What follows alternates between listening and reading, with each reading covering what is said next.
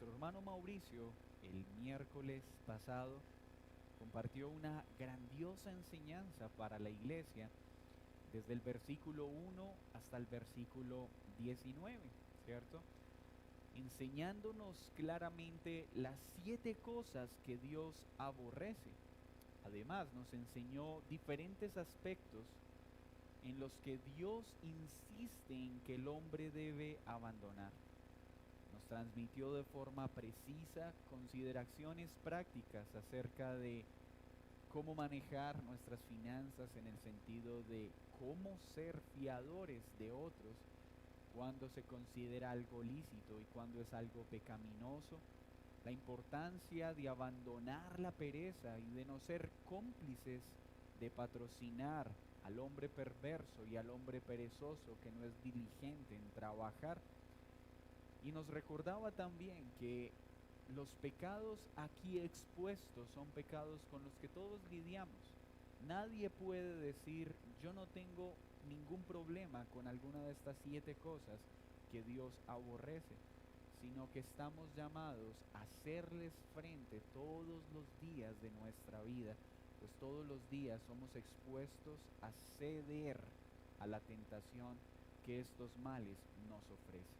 Hoy vamos a leer desde el versículo 20 al 35. Proverbios 6, 20 al 35. Dice así la palabra de Dios, Proverbios 6, 20 en adelante. Guarda, hijo mío, el mandamiento de tu padre, y no dejes la enseñanza de tu madre. Átalos siempre en tu corazón, enlázalos a tu cuello. Te guiará cuando andes, cuando duermas te guardarán. Hablarán contigo cuando despiertes, porque el mandamiento es lámpara y la enseñanza es luz, y camino de vida las reprensiones que te instruyen, para que te guarden de la mujer, de la blandura de la lengua de la mujer extraña. No codicies su hermosura en tu corazón, ni ella te prenda con sus ojos, porque a causa de la mujer ramera el hombre es reducido a un bocado de pan, y la mujer caza la preciosa alma del varón. ¿Tomará el hombre fuego en su seno sin que sus vestidos ardan?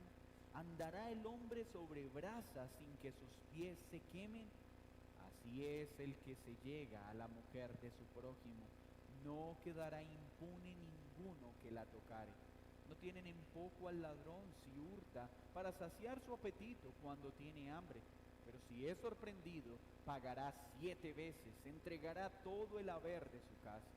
Mas el que comete adulterio es falto de entendimiento, corrompe su alma el que tal hace. Heridas y vergüenza hallará, y su afrenta nunca será borrada, porque los celos son el furor del hombre, y no perdonará en el día de la venganza. No aceptará ningún rescate, ni querrá perdonar, aunque multipliques los dones. Qué contundente sección es esta. Y oremos para que nuestro corazón sea hoy tierra fértil y un corazón dispuesto a atender esta instrucción. Señor, tu palabra es preciosa, es hermosa, es lámpara a nuestros pies, pero nuestro corazón es obstinado y rebelde.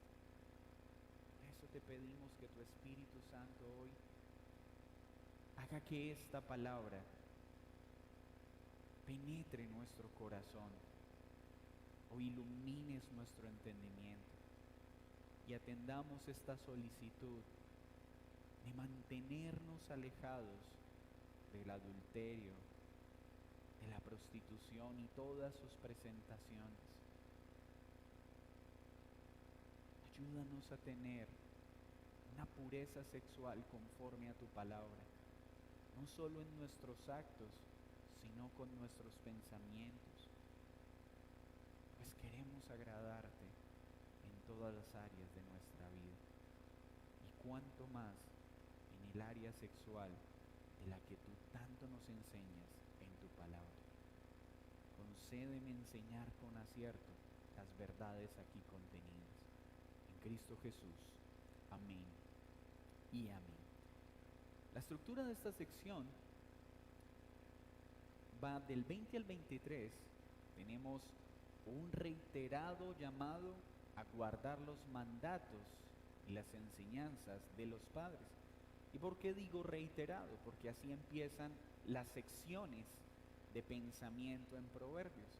Casi siempre inicia con un recordatorio al joven, al que está siendo instruido, a todo el que se le está comunicando el contenido de este libro.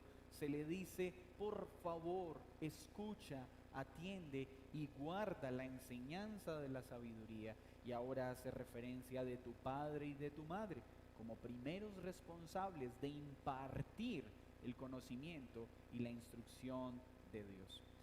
Del 24 al 35 es una advertencia contra dos males sexuales específicos: la prostitución en todas sus presentaciones y el adulterio. Vamos a ver entonces la primera parte, este reiterado llamado que se nos ha dado muchas veces ya en el libro de guardar los mandamientos de Dios, y en esta ocasión los mandamientos comunicados a través de los padres. Por eso el escritor dice: guarda, hijo mío.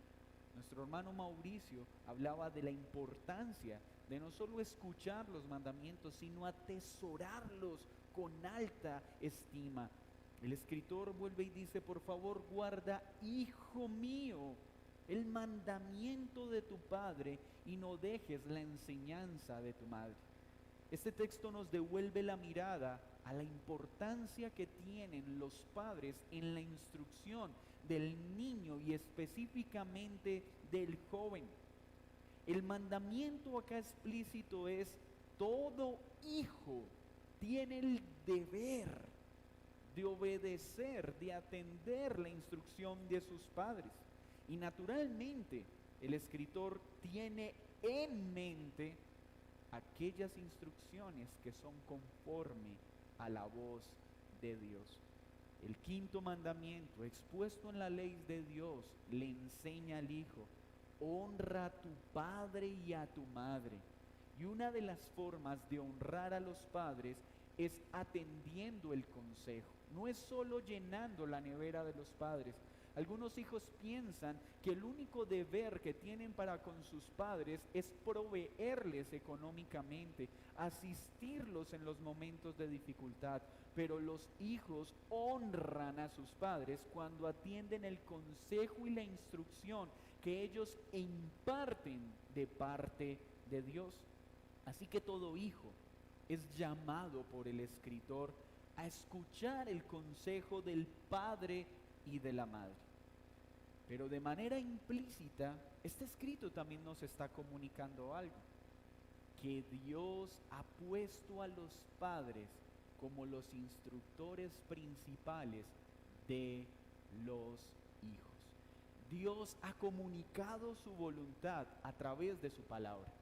Y a través de su palabra todos los hombres conocen la voluntad de Dios. Pero por el puro afecto de su voluntad le plació a Dios colocar a los padres como los instructores de los hijos en el consejo que Dios da. Acá le está diciendo: hijo, escucha a tu padre. Pero el texto también nos está diciendo: padres, instruyan a sus hijos en lo que la palabra bien enseña. Oh hijo amado, muchas veces será molesto para tu oído y para tu corazón la insistente instrucción de tu padre. Pero si tu padre insiste y tu madre insiste una y otra vez en recordarte lo que Dios enseña en su palabra, por favor acalla la molestia de tu carne y atiende con alegría el buen consejo de tus padres. No lo dejes. No abandones el consejo sabio y sensato de papá y mamá. Dice el versículo 21, átalos siempre en tu corazón, enlázalos a tu cuello. La figura que quiere utilizar el escritor está apuntando a una intención clara en la audiencia. Llévalos de manera que puedas acceder a ellos en todo momento. No los dejes en ningún momento de tu vida y colócalos en tu corazón. Recordemos que cuando hablamos de corazón en la Escritura, estamos hablando en el centro de la voluntad, de los pensamientos, de nuestros deseos. Entonces el escritor está diciendo: oh hijo, toma el consejo que tu padre y tu madre te han dado acerca de lo que Dios enseña, pero por favor, guárdalo en tu corazón. Haz que esos mandamientos afecten la forma en la que piensas, las decisiones que tomas, las acciones que ejecutas. Es eso lo que debe regular nuestros pensamientos y nuestras acciones, el consejo de Dios que es transmitido en su palabra y es transmitido a través de nuestros padres. Cuando vamos a actuar, la pregunta que debe hacerse el hijo es: ¿esta decisión y esta acción corresponde a la palabra de Dios? Y entonces dirá aquel: ¿y qué de mí que no tengo un padre y una madre que no me instruye en los principios que Dios enseña? Pues la Escritura dice que aquel que ha sido dejado por padre y por madre, Él lo toma y Él no lo abandona. Y es Dios quien se hace Padre nuestro. Pero también en la extensión del título de Padre y Madre tenemos las figuras de autoridad que Dios pone. En un sentido inmediato estamos hablando de nuestros padres biológicos. Pero en la extensión del mandato en la Escritura, cuando nos habla de padre y madre, nos habla también de las autoridades que Dios ha puesto para enseñarnos en la verdad. Por eso Pablo se refiere a Timoteo como mi hijo amado. Él se veía como padre de Timoteo, no usurpando al padre biológico de Timoteo, sino percibiéndose como el padre espiritual de Timoteo. Cuando no tenemos padres biológicos que nos instruyan en el consejo de Dios, tenemos a Dios por Padre, pero también tenemos esas autoridades espirituales que Dios ha dado para enseñarnos el consejo de Dios, tomarlo, guardarlo en nuestro corazón, de manera que afecte nuestros pensamientos, nuestros deseos y nuestras acciones. Y estos pensamientos, dice, átalos siempre, no en algunas ocasiones. No, los mandatos de Dios y el consejo de las autoridades espirituales que Dios nos da no es para tomarlos cuando estamos contentos. Es en todo momento, en medio de la alegría y en medio de la tristeza, en los momentos buenos y en los momentos malos, en todo momento debemos velar para que el mandato de Dios regule nuestras acciones, pues estos nos guiarán cuando andemos, pero también dice, nos guardarán mientras dormimos, hablarán con nosotros cuando despertemos. ¿Qué quiere decir el escritor acá? Oh hijo mío, si tú guardas estos consejos y estos mandamientos, si tú los llevas puestos, piensas en todo lo que deseas y en todo lo que haces, te guiarán en el camino. Tendrás guía, tendrás tutor en medio de un mundo que nos satura con sus ideas y sus pensamientos. En un mundo donde a veces nos encontramos, ¿y quién tiene la verdad? ¿Y cuál es el camino que debemos tomar? Dice el escritor: si tú guardas el mandato de Dios, estos te guiarán en medio de este mundo oscuro y confuso. Pero no solo guardan nuestro caminar, sino que también guardarán nuestro dormir. Oh hijo, si guardas mis mandamientos, podrás dormir en paz. Obedecer a Dios, atesorar sus mandamientos, trae descanso. Muchas veces la falta de sueño o el problema con el ciclo del sueño tiene que ver con la turbación que produce el pecado en nuestro corazón. La ansiedad, la tristeza que produce vivir de manera contraria a Dios. No quiere decir con esto que no hay ocasiones en que hay problemas con el sueño fisiológicos y legítimos, pero muchas veces lo que no deja dormir al hombre es el pecado. Y cuando guardamos estos mandamientos, cuando guardamos el consejo que Dios da, este guardará nuestro descanso. Por eso Santiago 1:22 dice: sed hacedores de la palabra y no solamente oidores.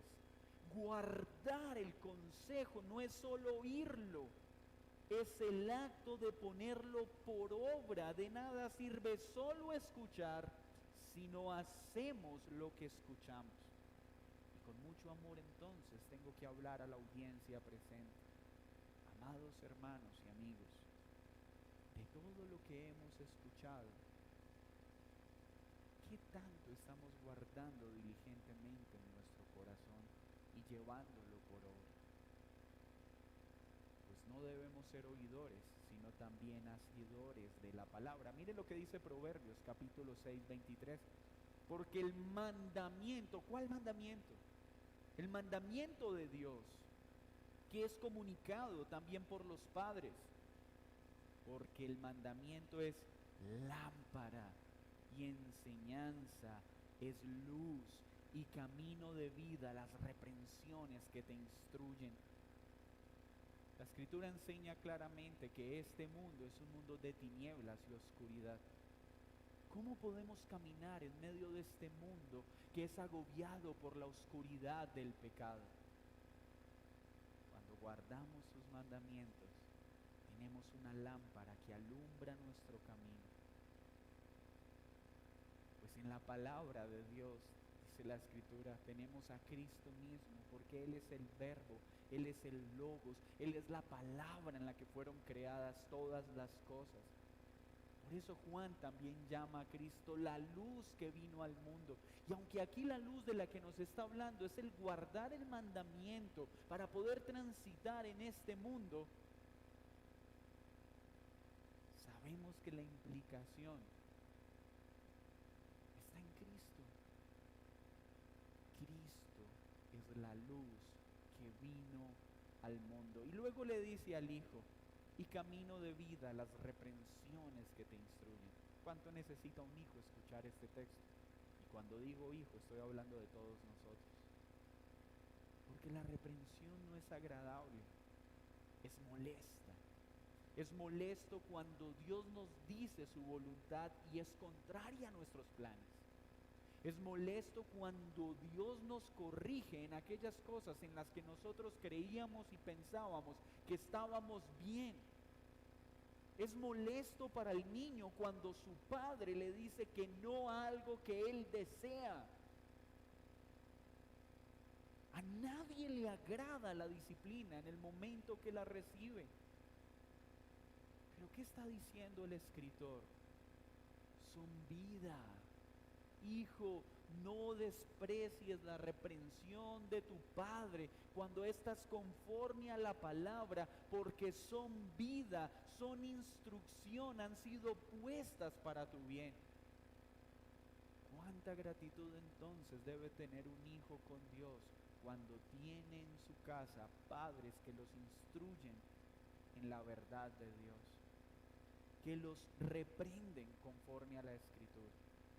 Dice Hebreos 12:11, es verdad que ninguna disciplina al presente parece ser causa de gozo, sino de tristeza, pero después da fruto apacible de justicia a los que en ella han sido ejercitados.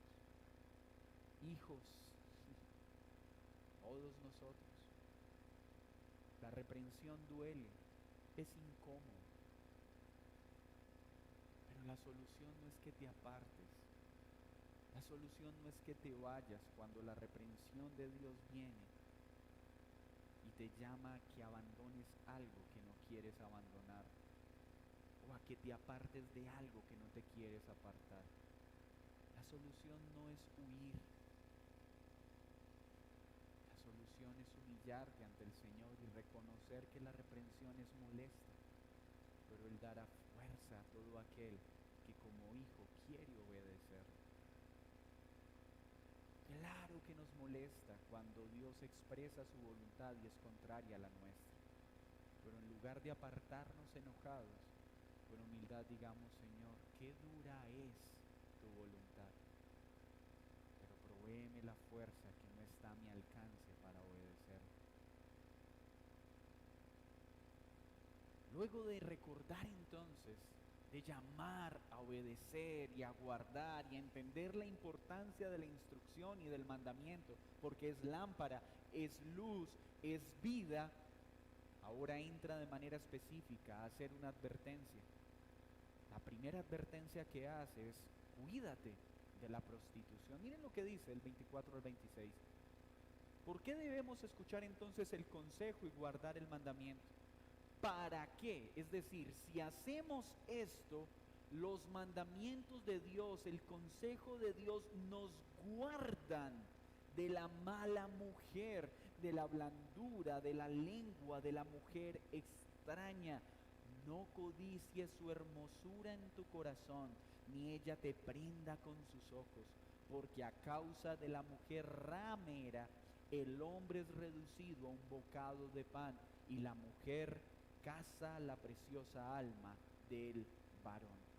Este título que se le confiere acá a la mujer de ramera está hablando de aquella que vende su cuerpo o usa su cuerpo para obtener un bien. Y como bien lo hemos aprendido, aunque claramente el escritor está instruyendo a un hijo varón en este sentido en particular, esta enseñanza aplica tanto para el hombre como para la mujer. Al hijo varón le está diciendo: cuídate de la mujer que tiene una lengua suave para seducirte con palabras llamativas. Cuida tus ojos y tu corazón, pues ésta vendrá con gran belleza y hermosura que cautivará los ojos. ¿Saben por qué Salomón está advirtiendo esto? Porque es una tentación continua con la que el hombre tendrá que lidiar mientras estemos en este mundo caído. La prostitución en todas sus presentaciones y el adulterio en todas sus presentaciones estará acechándonos. Al soltero y al casado, el adulterio no solo acecha al casado, acecha al soltero. Y es lo que le está diciendo a su hijo: hijo, siéntate. Quiero que sepas que vas a tener que lidiar con esto. Quiero prepararte para que entiendas que van a venir mujeres a seducirte con gran astucia y dulzura en su boca. Con gran hermosura descrestarán tu corazón. Su mirada te prenderá. Pero luego, ¿qué le dice? Pero esta mujer que usa su belleza y la dulzura de sus labios para atrapar al hombre, lo hace para lucrarse o para obtener un bien. Cuídate de esta mujer. La prostitución es pecado. Así la sociedad moderna quiera legitimizar este acto y ya no lo llame prostitución, sino un trabajo. Vender el cuerpo, sea de manera explícita en el acto físico o para promocionarlo a través de plataformas y redes sociales, es pecado. Así el hombre le cambie el título a estas empresas. Antes eran empresas dedicadas a la pornografía. Pornografía, ese era su nombre. No, ahora es: no nos llamen así. Empresas dedicadas a contenido de diversión y ocio para adultos. Esto no es diversión. Esto no es ocio. Es pecado y destruye a aquel que cede a él. Cuando un hombre paga para estar con una mujer que vende su cuerpo, está deshonrando a Dios. De la misma forma,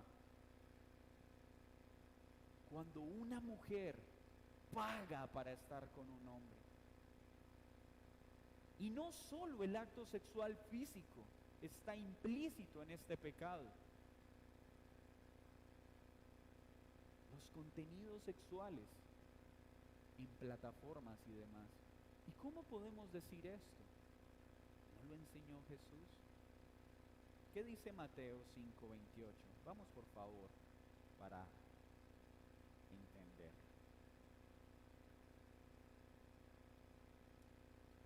Mateo 5:28.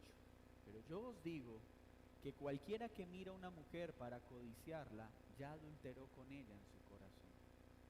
Jóvenes, no se engañen pensando que el acto sexual que desagrada a Dios es solo cuando hay un encuentro sexual físico.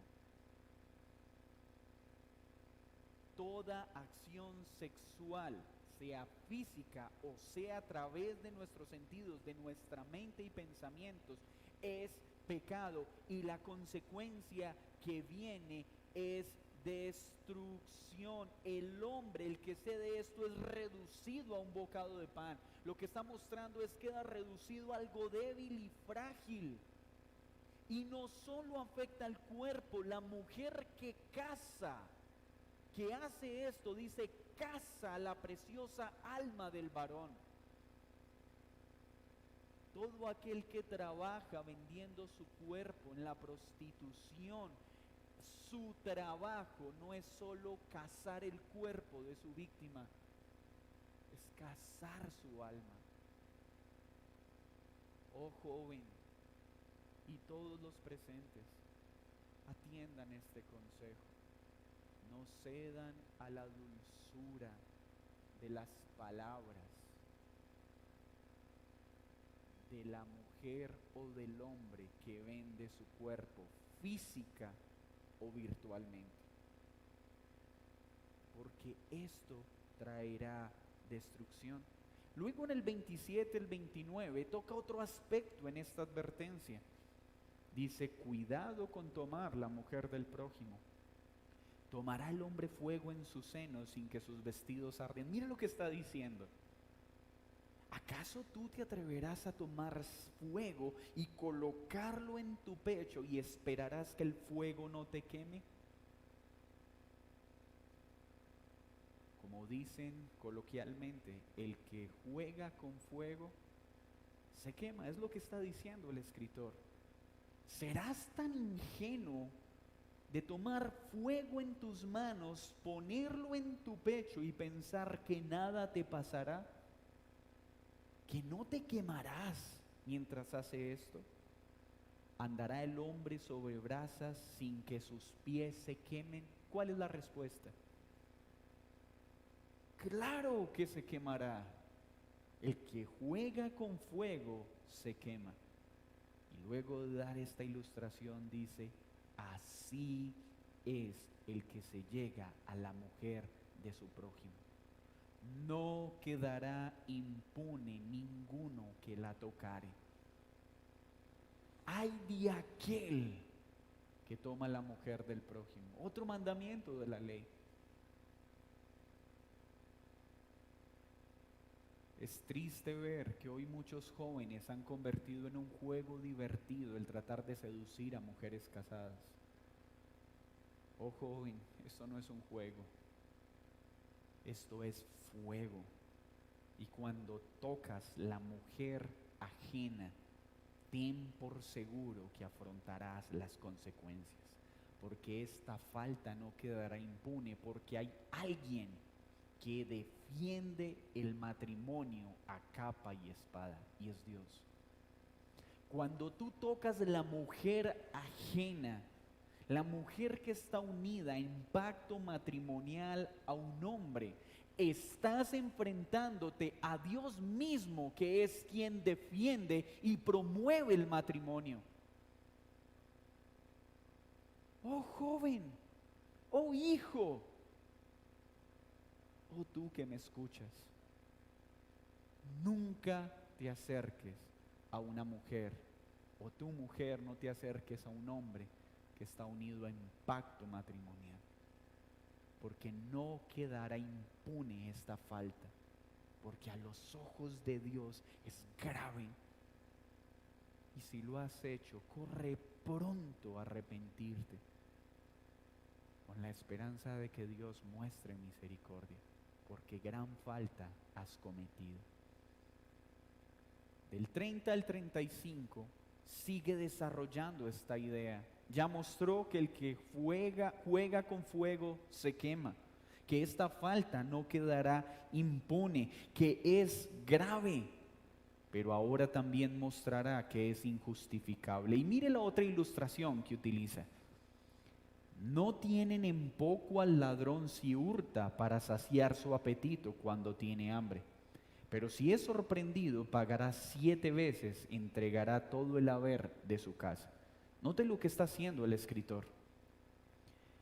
Puede haber a nuestros ojos un poco de sensatez o de razón. El hombre que por hambre hurta.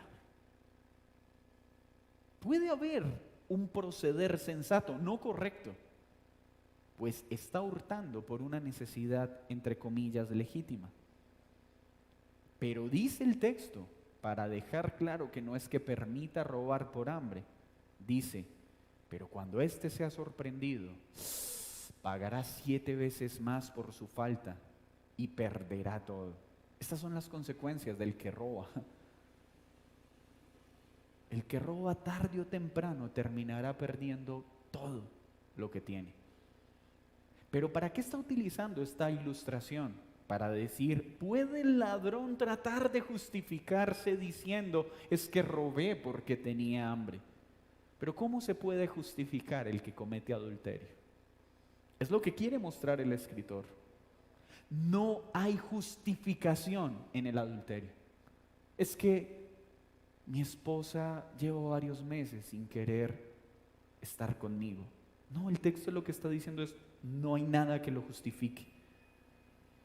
Uy, mi hermano, yo voy a bajarle sonido a este.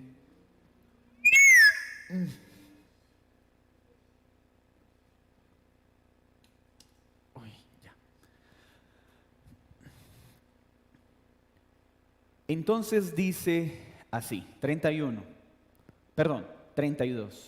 Mas el que comete adulterio es falto de entendimiento, corrompe su alma el que tal hace. Entonces ya vimos, el que roba puede decir lo hice por hambre, pero igual tendrá que pagar. Pero ahora pasa a decirnos, ¿y con qué te vas a excusar tú que cometes adulterio? No hay justificación para el adulterio. No hay nada que puedas decir delante de Dios, es que lo hice porque es que fue un momentico de debilidad. No, el que comete adulterio es falto de entendimiento, porque es una falta grave que es injustificable, es insensatez. No hay nada lícito o nada que justifique un adulterio. Es una evidencia clara de egoísmo, arrogancia, falta de juicio, y el ceder al adulterio corrompe el alma.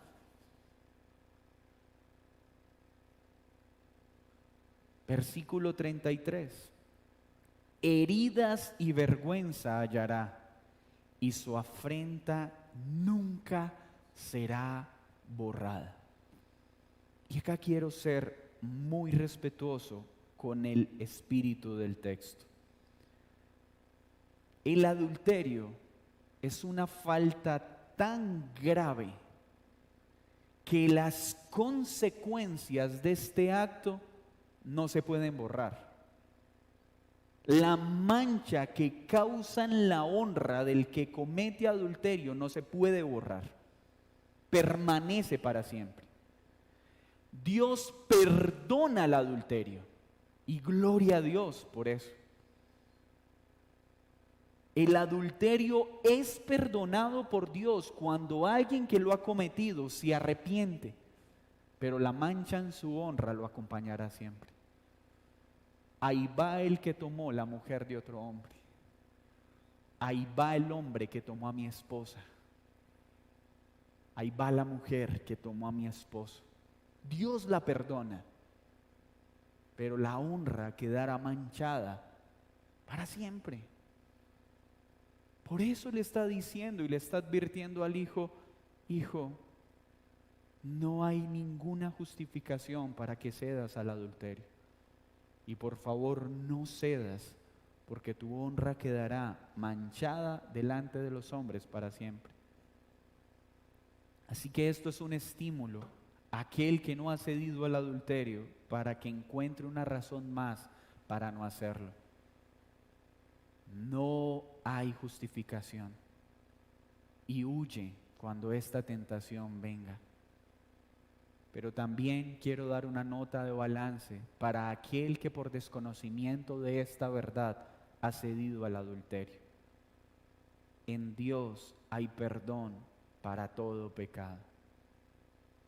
Para el ladrón, para el adúltero, para el fornicario, para el afeminado, para el que se echa con varones. Todo pecado tiene perdón para aquel que viene en arrepentimiento y fe. Pero las consecuencias del pecado tendrán que ser asumidas. Dios perdona al asesino, claro que sí, pero muy seguramente la consecuencia de su crimen es la cárcel. Y aunque sea perdonado, no será librado de la cárcel. El que comete adulterio puede ser perdonado, pero no será librado de la mancha en su honra. Y pasajes como este nos permiten entender lo que Pablo está diciendo cuando también está enseñando a la iglesia a la hora de escoger a los ancianos, a la hora de establecer el oficio. Dice que deben ser irreprensibles. Cuando un pastor en ejercicio, cuando un hombre que tiene una profesión de fe pública comete adulterio, Dios lo perdona. La iglesia es llamada a restaurarle, pero la mancha en su honra ya no será quitada y deja de ser irreprensible para el ministerio. ¿Por qué?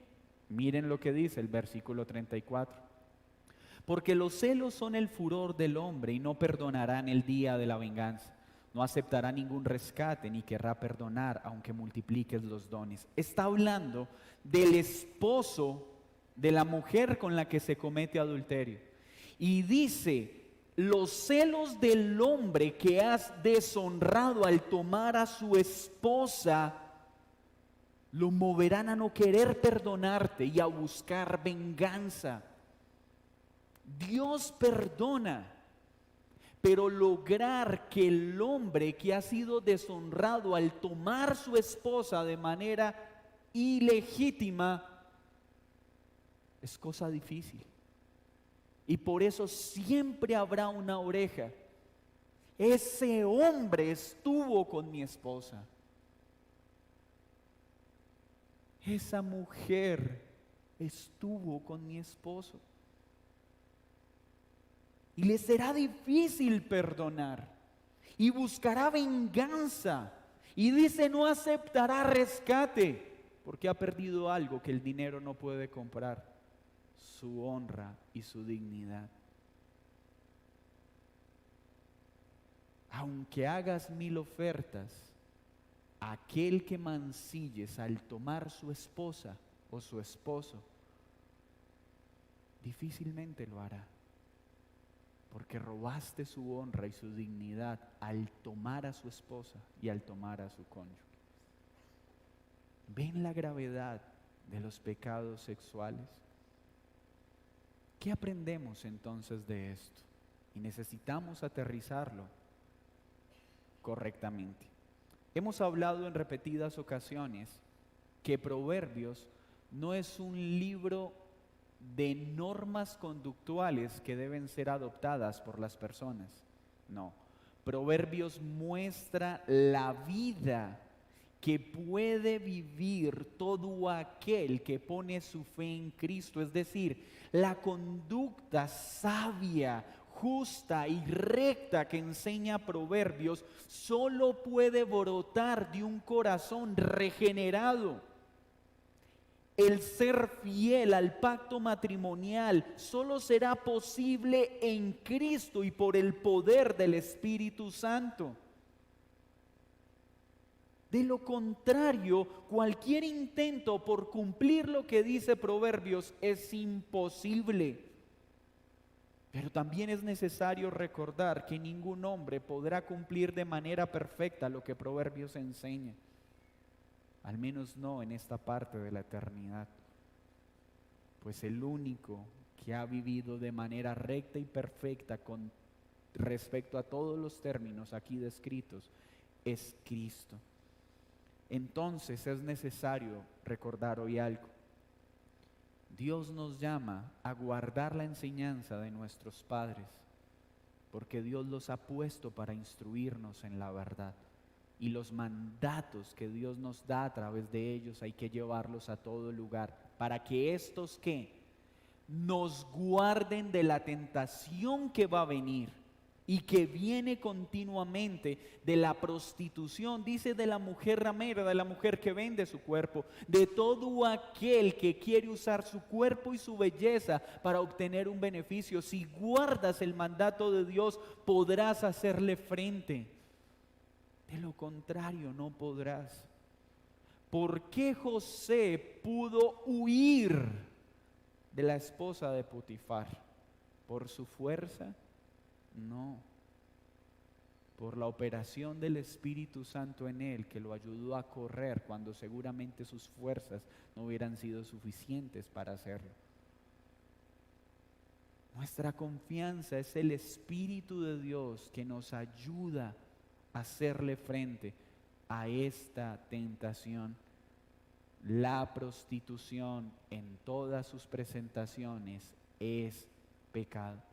Pero si guardamos estos mandamientos, también encontraremos las razones suficientes por la operación del Espíritu Santo para entender que no debemos tomar la mujer de otro hombre o el cónyuge de otro hombre, pues es una gran ofensa. No quedará impune el que haga esto. Aprendimos hoy que el adulterio no es un juego, es fuego, y el que juega con fuego se quema. Dañará no solo tu cuerpo, sino tu alma, y traerá una mancha que perdurará en el tiempo. Pero hay una esperanza. Todo aquel que ha pecado en cualquiera de estas advertencias que el escritor hace, puede tener la certeza de que hallará perdón en Cristo. Hay perdón en Cristo. Dios ha dado el deleite sexual y es lícito satisfacerlo, pero en los términos que Él ha establecido, dentro del matrimonio entre un hombre y una mujer. ¿Por qué Dios repudia el adulterio? Porque el matrimonio fue puesto para que cuando los hombres vean un reflejo de la unión de Cristo con su iglesia. Y cuando se permite el adulterio en una relación, se está distorsionando lo que Dios quiere comunicar a través del matrimonio. Pero por favor, déjeme afirmar algo que nuestro hermano Mauricio también nos enseñaba. Que ninguno piense que está libre de caer en tan terrible mal. No caminamos pensando que somos fuertes, caminamos pensando que somos débiles, y por lo tanto nuestra oración continua es: oh Dios, guárdame de toda práctica sexualmente inmoral, guárdame de la pornografía, guárdame de la prostitución, porque esta viene aparentando ser dulce y hermosa, pero solo viene a destruir. Es así como camina el creyente. No diciendo, soy muy fuerte y yo nunca voy a caer en eso. No, oh Dios, a menos que tú no me ayudes cuando la tentación venga, caeré. Soy débil, pero tú eres mi fuerza para que cuando ésta venga, por tus mandamientos y por el poder de tu Espíritu Santo, aplicándolos en mi corazón, podré salir victorioso para tu gloria y para tu honra. Pero necesito repetir algo. Dios perdona, pero las consecuencias del adulterio mancillan la honra de una persona para siempre.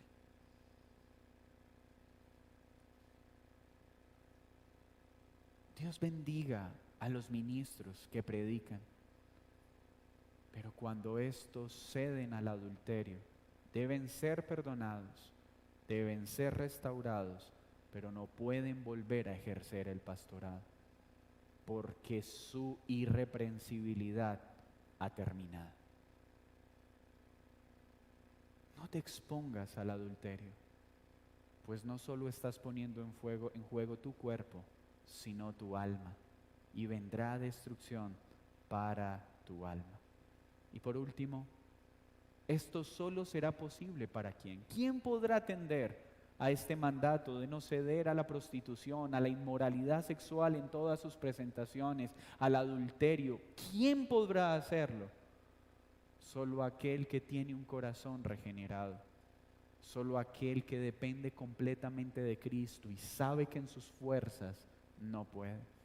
Esta es la única forma en la que podremos atender este consejo para no ceder a ningún tipo de inmoralidad sexual. Señor, muchas gracias por la instrucción que hoy nos das. Que esta advertencia vaya delante nuestro